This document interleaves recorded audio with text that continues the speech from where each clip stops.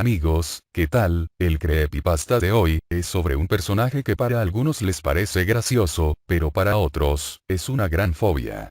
La historia de hoy se trata sobre un payaso. Bueno, sin más presentación empecemos con Flappy, el payaso. Tengo fobia a los payasos, ver uno simplemente hace que me den escalofríos y que quiera alejarme de él lo más pronto posible.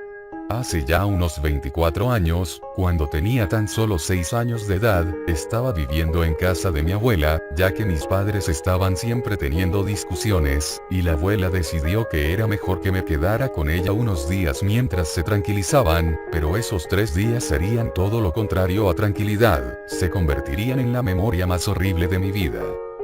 El primer día que llegué a casa de la abuela me sentía de lo más triste por mis padres, todavía podía escuchar cómo se gritaban uno al otro. Mi abuela, quien siempre me ha querido mucho, me llevó hacia su cuarto, donde había un cofre con algo de polvo encima, como si no lo hubieran tocado en muchos años. Abrió el cofre y dentro de él se encontraban muchas chucherías viejas que ya no recuerdo, pero lo que más llamó mi atención, fue que del fondo del baúl sacó un muñeco muy extraño, era la figura de un payaso.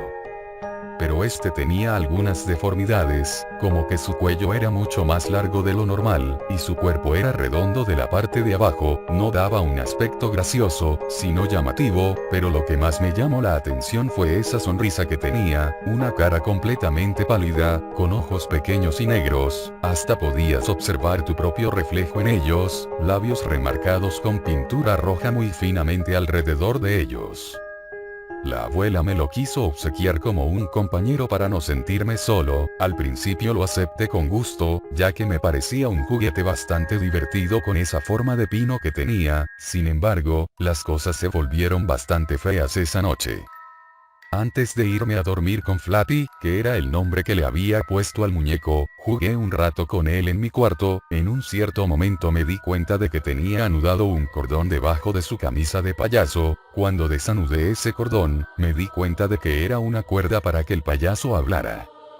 Obviamente, no dudé en jalar esa cuerda. Al principio no hacía nada, la jalé un par de veces más, y entonces el payaso abrió su boca, pero lo que decía, no eran palabras, eran sonidos como si un pizarrón fuera rasgado. Entonces empezó a mover la mandíbula de una manera un tanto violenta, mientras esos chirridos se ahogaban por sí solos. Era el sonido más espantoso que jamás había escuchado, así que arrojé a Flappy en una esquina, y me fui a dormir con ese tormentoso sonido que no paraba de dar vueltas en mi cabeza.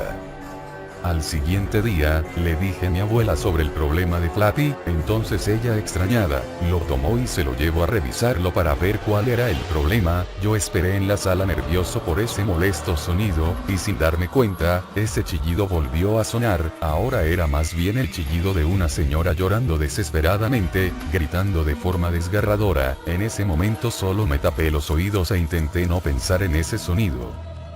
De pronto la abuela estaba bajando las escaleras lentamente, paso por paso, y estaba pálida. La abuela se me acercó lentamente, me levantó del suelo y empezó a presionar mi garganta, casi me rompe el cuello mientras me gritaba obscenidades y maldiciones.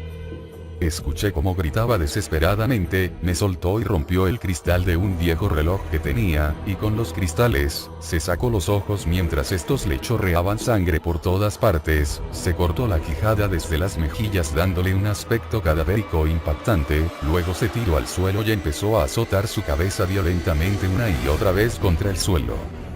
Primero vi cómo se rompía sus propios dientes, luego su nariz, luego su cráneo, y falleció desangrada en el suelo de su propia sala. En ese momento yo estaba en estado de shock. Después de presenciar aquel acto satánico de sangre, solo me quedó quedarme parado observando el cuerpo de la abuela. Entonces solamente subí las escaleras, tomé a aquel muñeco y salí caminando de la casa tranquilamente. No lloré, y ni siquiera produje sonido alguno, solo caminé lejos de ese lugar.